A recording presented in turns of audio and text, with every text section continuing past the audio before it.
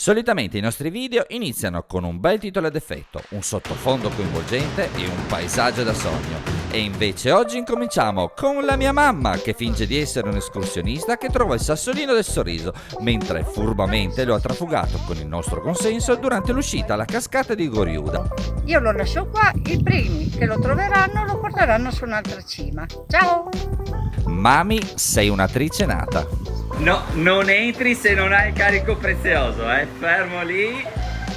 Allora, quest'uomo è un figo, poi vi spieghiamo bene tutto quanto, Gianni che ci presenta il suo primo libro, una raccolta di escursioni da fare nella nostra bellissima regione, spiegati in modo semplice e sintetico e con un QR code che ci permette di raggiungere il punto preciso d'attacco di ogni tracciato collegandosi direttamente con Google Maps.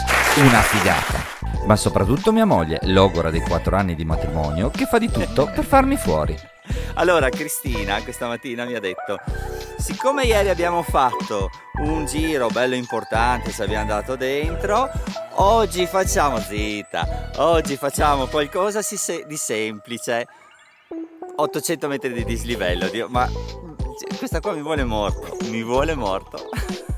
Parcheggiamo la macchina in prossimità della chiesetta, anche se, proseguendo, scopriamo un parcheggio poche centinaia di metri più avanti.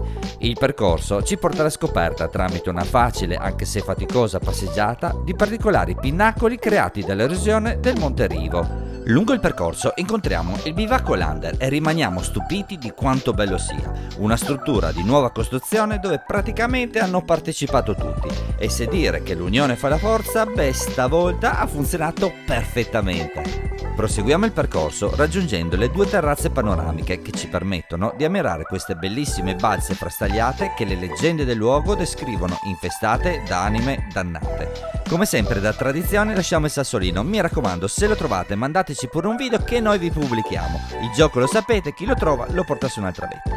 Questa è un'escursione veramente particolare che regala, una volta raggiunta la meta, un panorama decisamente inusuale. Vi lasciamo i dati tecnici del percorso, sul nostro canale trovate un sacco di video, un sacco di idee, insomma un sacco di tutto. Grazie per seguirci, messaggi, like, condivisioni, insomma siete veramente dei fighi. Il prossimo video è Terra Rossa con Enrico in Hiking White My Drone, quindi non perdetelo, zaino in spalla e alla prossima.